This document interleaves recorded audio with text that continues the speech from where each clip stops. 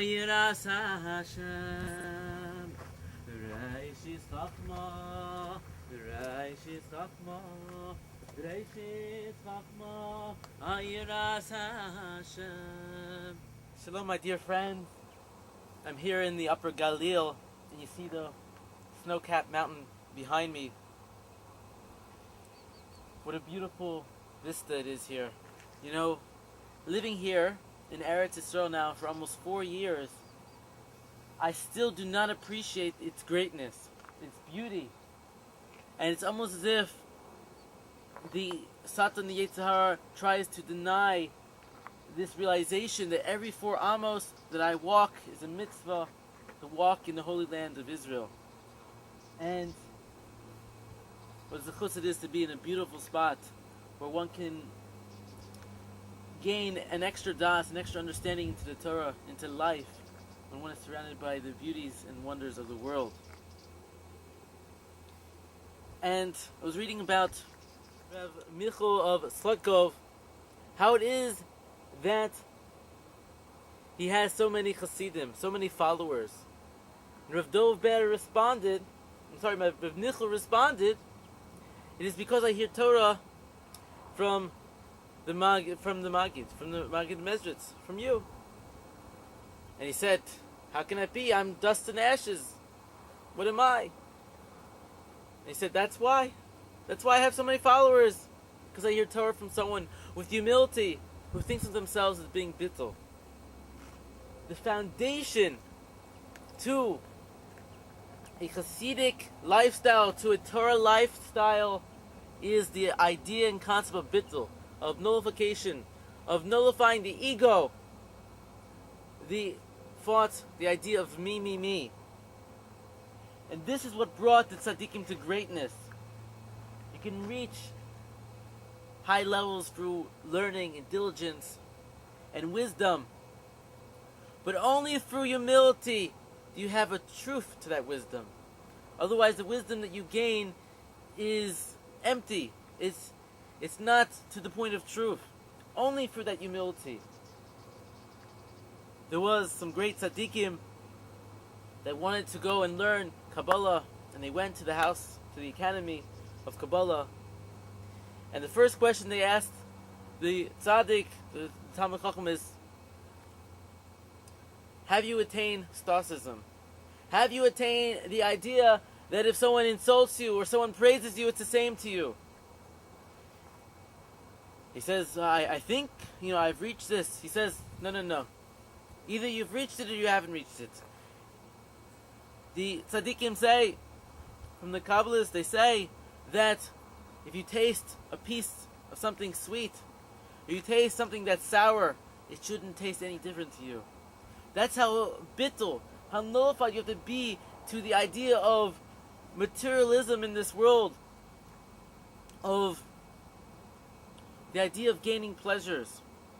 And through this humility that a person gains, this is how he has a true understanding of the Torah, and this is how he has followers. A person, a rabbi, you want to know why he has a large congregation? Because of humility.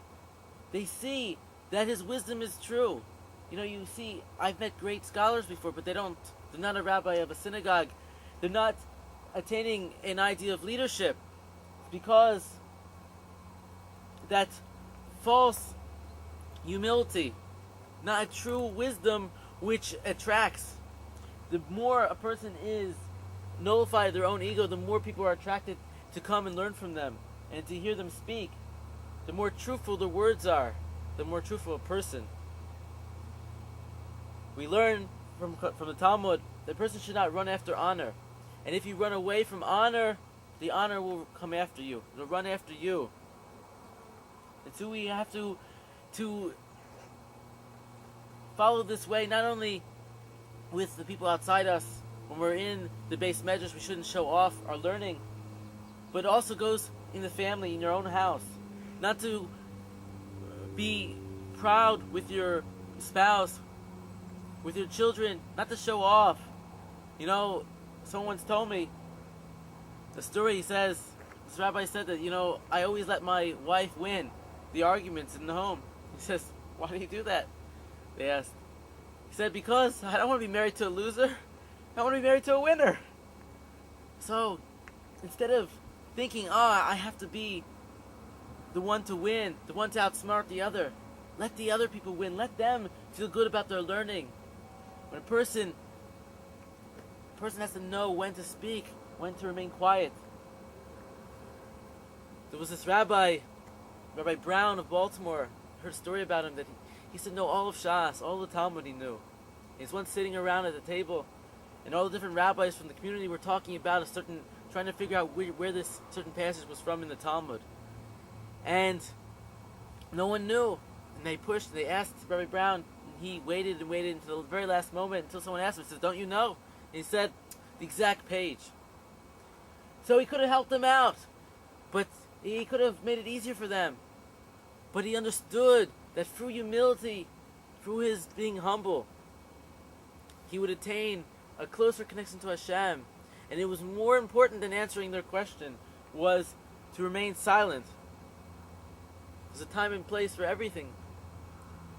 But we have to think in this way. We have to have our mindset all day long, not just once in a while, about the idea of being humble. The idea of being bittul, not showing off. About being humble to Hashem and knowing that Hashem surrounds you at all time. And only through this will we attain a truth to our learning, to our life. And this was the holy greatness of the Maggid of Mezritz, the Talmud of the Baal Shem Tov, and the holy Rebbes. The first foundation is fear of God. And you can't have fear of God without humility.